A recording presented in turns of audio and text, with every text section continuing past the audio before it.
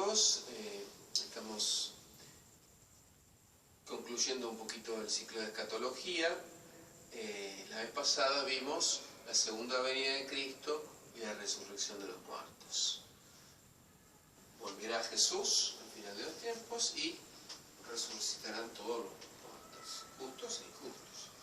Y entonces ahí vendrá el juicio final, llamado juicio final universal, a diferencia del juicio particular que vimos al comienzo en la escatología personal.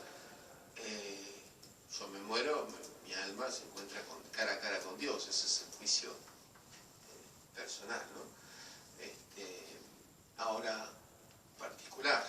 Ahora en este caso estamos hablando del juicio universal.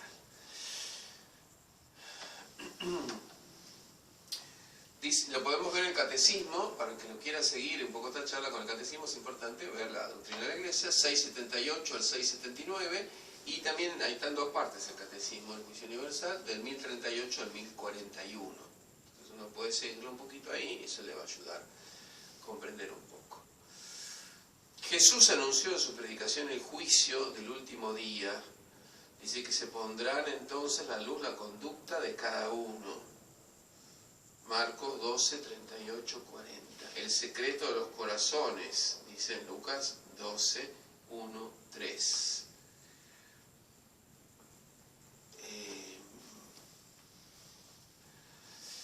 En este caso siempre es bueno recordar lo que dijimos también respecto al juicio personal, que el Hijo del Hombre no ha venido para juzgar, sino para salvar, para dar vida.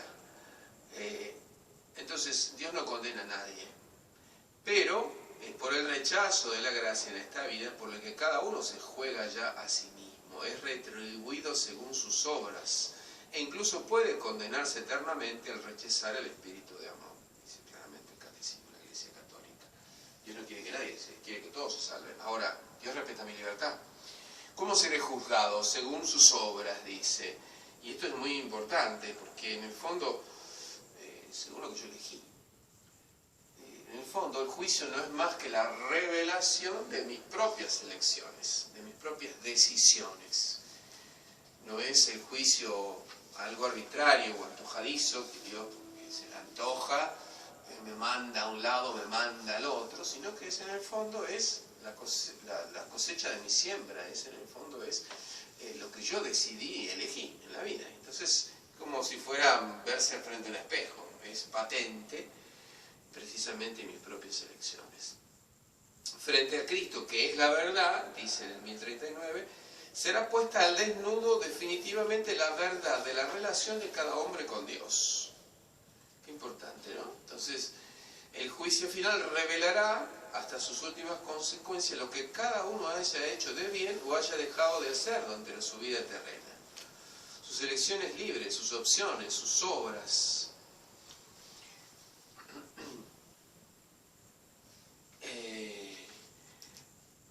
Los protestantes suelen hablar de la sola fides, siguiendo a Lutero, es decir, que yo me salvo por mi fe, que es en parte cierto, pero es en parte falso. No es la sola fe, es la fe y las obras. No es que yo si hago cualquier cosa, total, yo creo en Jesús, entonces me salvo. Bueno, no, tan así no es. De hecho, justamente la Escritura dice que seremos juzgados por las obras. Y eso, claro, entonces, ¿qué estará en el juicio de Dios? Mi verdad, mis elecciones. No es que Dios elige que yo vaya acá o acá, porque Dios quiere que todos vayan al cielo. Soy yo que he elegido. En el fondo se pone al descubierto lo que yo elegí, la verdad de mis propias elecciones. El símbolo de la fe, el credo, dice que Jesús vendrá a juzgar a vivos y a los muertos. Eso es un poco precisamente lo que dice el credo. Pero esto ya estaba en el Antiguo Testamento. Fíjense que el libro de la Sabiduría enseña con claridad la verdad del juicio universal sobre justos e injustos. En Sabiduría 4.20 o en 5.24. Los profetas hablan del día de Yahvé o del día de Dios.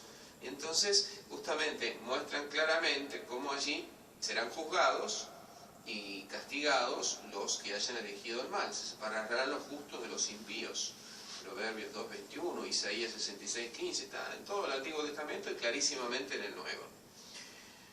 Jesús toma a menudo como motivo de su predicación el día del juicio o el juicio. Mateo 7, 22 y siguientes, Mateo 12, 36 y siguientes.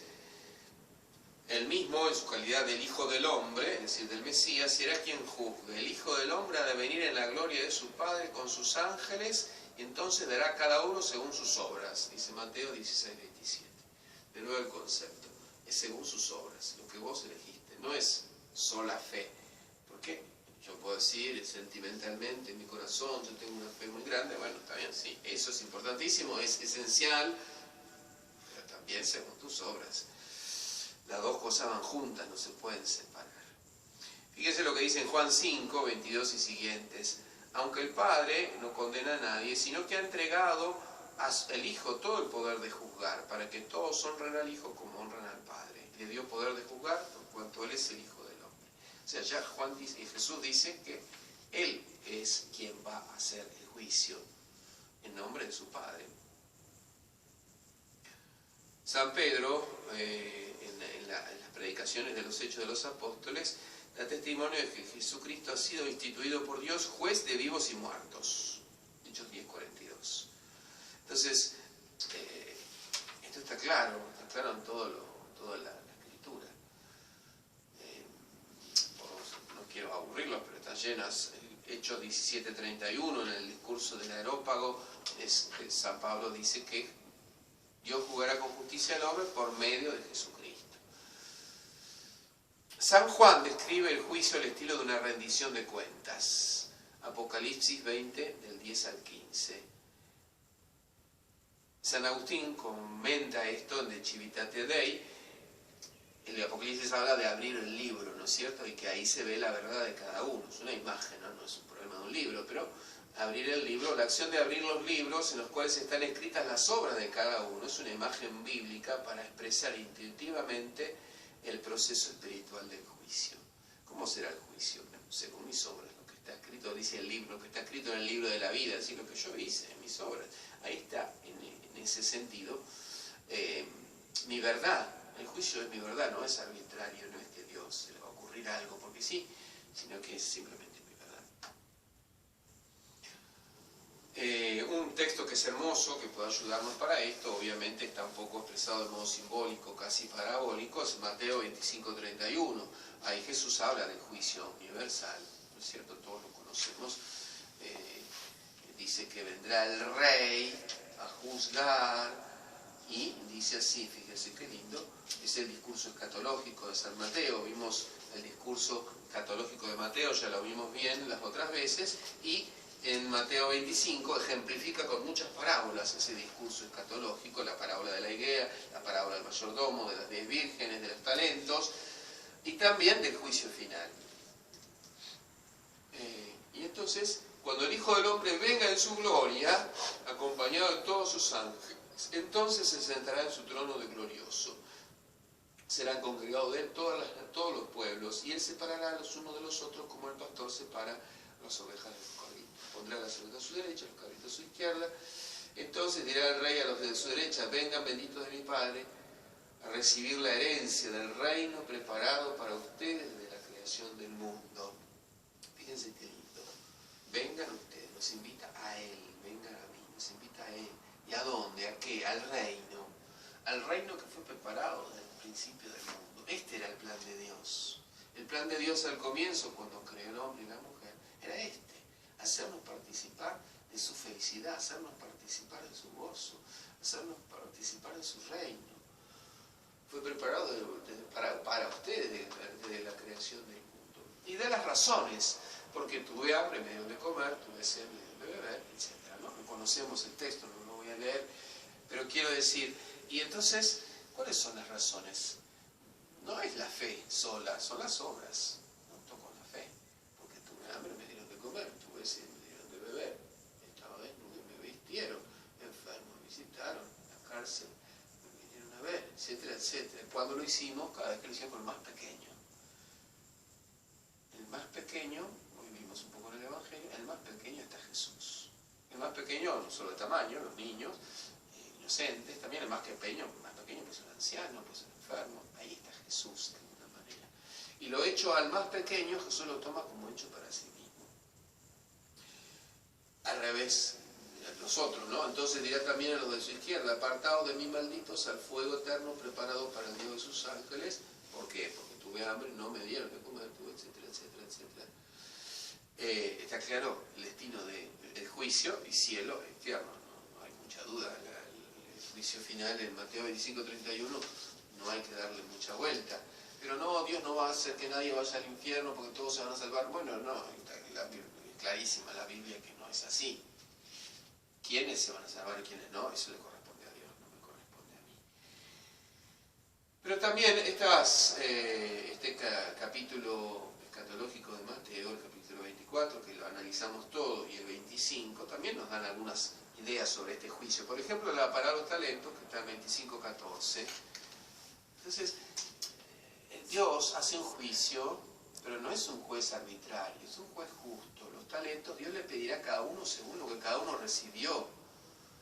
Según lo que cada uno recibió. No es lo mismo alguien que ha recibido una formación cristiana, que ha sido bautizado de niño, que tiene todo su conocimiento, que por ahí alguien que, lo digo así en broma, el chino en la China que está arriba de la montaña, que nunca escuchó hablar de Jesús. ¿Qué le va a pedir Dios? Bueno, a ese Dios le pedirá seguramente que haya vivido según la ley natural. ¿Eso qué quiere decir? Que ese sabe, no sabe de ir a misa el domingo porque quizás no puede, y existe allá, pero sabe que no tiene que matar, que no tiene que robar, que tiene que ayudar a los demás. Eso está íncito, grabado en el corazón del hombre. Entonces, al que no conoce a Dios, le pedirá la ley natural, los 10 mandamientos. Al que es cristiano, que conoce a Dios, le pedirá que viva según Dios. Al que es cristiano, le pedirá que viva según el Evangelio. Al que es católico, que además tiene toda la ayuda de los sacramentos y demás, y al que es más formado, que ha conocido más a Dios, bueno, le pedirá más en función de que ha recibido más. Un poco eso es la parábola de los talentos. Y ahí vemos que Dios es justo, pero también es misericordioso, y que ese juicio también tiene una proporcionalidad. Un poco eso sería lo de los talentos, ¿no es cierto?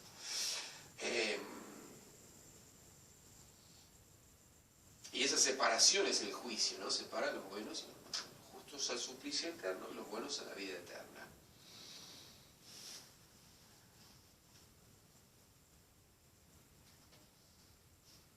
El objeto del juicio serán las obras de los hombres. Lo dijimos. Mientras que en el juicio particular el hombre es juzgado como individuo, en el juicio universal, por eso se llama universal, porque serán todas las naciones, dice el texto bíblico que leímos, es decir, todos los hombres, todos los pueblos. En el juicio universal será juzgada toda la humanidad.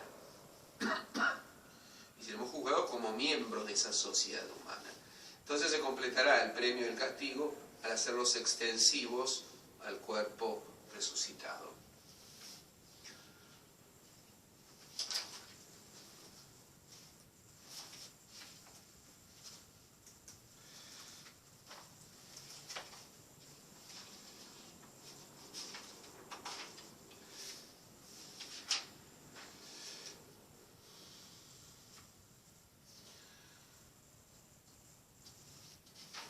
¿Qué más podemos decir del juicio? El juicio final revelará que la justicia de Dios triunfa sobre todas las injusticias cometidas por sus criaturas y que su amor es más fuerte que la muerte. Fíjense qué lindo, ¿no? Entonces, el juicio, ¿cuántas veces decimos, ¿por qué no hay justicia? ¿Por qué no hay justicia? Pasa esto, lo robaron, lo asesinaron, lo violaron, tantas cosas horribles que pasan en el mundo. Y bueno, la justicia humana actúa más o menos, un poco más, un poco menos, a veces más menos que más. ¿Cuánto habrá justicia? Bueno, ese es el juicio definitivo. Dios hará justicia. Dios es misericordioso. Por lo tanto, en esa parábola de los talentos nos hace ver que comprenderá también nuestras deficiencias, lo que cada uno recibió, las dificultades que cada uno ha tenido. Esa es la proporcionalidad de los talentos. Dios va a poner todo eso en la misericordia. Como dice Teresita, Dios será justo. Y como será justo, tendrá en cuenta también mi debilidad. Es decir, Dios también va a comprender todas nuestras debilidades con su misericordia. Y eso también es justicia. En Dios la justicia y misericordia no se contraponen, sino se complementan. Entonces, ahora bien, Dios realizará precisamente la justicia, porque es perfectamente justo. Teniendo en cuenta todas esas realidades, expresadas un poco en las parábolas de talentos, y expresada también en la parábola del juicio final, hecho a los más pequeños, y ahí Jesús pone sobre todo lo que serían los mandamientos del prójimo, ¿no? Que cualquiera por ley natural los puede comprender, aún aquel que no conozca a Dios. Este es el juicio universal. Qué importante entonces vivir de acuerdo a Dios para justamente encontrar allí ese destino de felicidad. Cielos nuevos y tierras nuevas. ¿Qué quiere decir esto? Es una expresión del Apocalipsis. El Apocalipsis habla que al final del mundo vendrán cielos nuevos y tierras nuevas. Hablamos del cielo cuando hablábamos de la escatología personal. Me muero, el juicio, y si viví de acuerdo a Dios, voy al cielo. Pero acá hablamos del cielo de una realidad universal. Cielos nuevos y tierras nuevas. ¿Qué quiere decir fin del mundo? ¿Y qué quiere decir cielos nuevos y tierras nuevas? Muchas veces la idea de fin del mundo, algunos lo hacen pensar como que se va a destruir todo. Lo cual es bastante contradictorio, porque Dios si Dios es el autor de la vida y el que ha creado todo, es difícil imaginar un Dios que destruya todo. ¿Para qué lo creó si va a destruir todo? Bueno, hay que tener cuidado con esto del fin del mundo, porque ahí a veces se meten ideas un poco extrañas dentro de lo que comprendemos de esto. Algunas sectas antiguas, los gnósticos, maniqueos, origenistas, sostenían la total aniquilación del mundo material. Había una idea un poco media negativa de lo material, entonces es solo lo espiritual. ¿Qué es el cielo? Una nube, el cielo es Dios. En el cielo estaremos en un lugar puramente espiritual o también material. Entonces el mundo se acaba del todo, se acaba todo lo corpóreo, lo material, o, bueno, un poco que es importante tener presente esto, ¿no? Cuando sea después del juicio final, después de la resurrección, el juicio final, iremos al cielo con el cuerpo. Será un cuerpo glorioso, no será este cuerpo, no será igual que este, será el cuerpo glorioso como Jesús, que podía traspasar la pared, pero que lo tocaban, era real. No es un cuerpo, no es un espiritual, solo espiritual. Entonces, también hay que tener en presente que el cielo tiene que tener algún aspecto distinto a esta materialidad, pero tiene que tener un aspecto material, no es solo espíritu. El cielo y la tierra pasarán, pero mis palabras no pasarán, dice Jesús en Mateo 24:35. Yo estaré con ustedes siempre hasta la consumación del mundo. Un mundo que se consuma. Y acá hay algo interesante, no es destrucción, sino una consumación del mundo. San Pablo habla en 1 Corintios 7:31 que pasa la figura de este mundo. Entonces se va a acabar todo. Algunos toman otras citas, por ejemplo, 2 de Pedro 3:10, vendría el día del Señor como ladrón y en él pasarán con estrépito los cielos y los elementos abrasados se disolverán y asimismo la tierra con las obras que hay en ella. Algunos parecen interpretarlo como si va a acabar todo. Evidentemente los acontecimientos finales los hemos escuchado en Mateo 24, Jesús habla de terremotos, de parece caídas de estrellas sobre la tierra, de un montón de eventos que tienen su aspecto destructivo, pero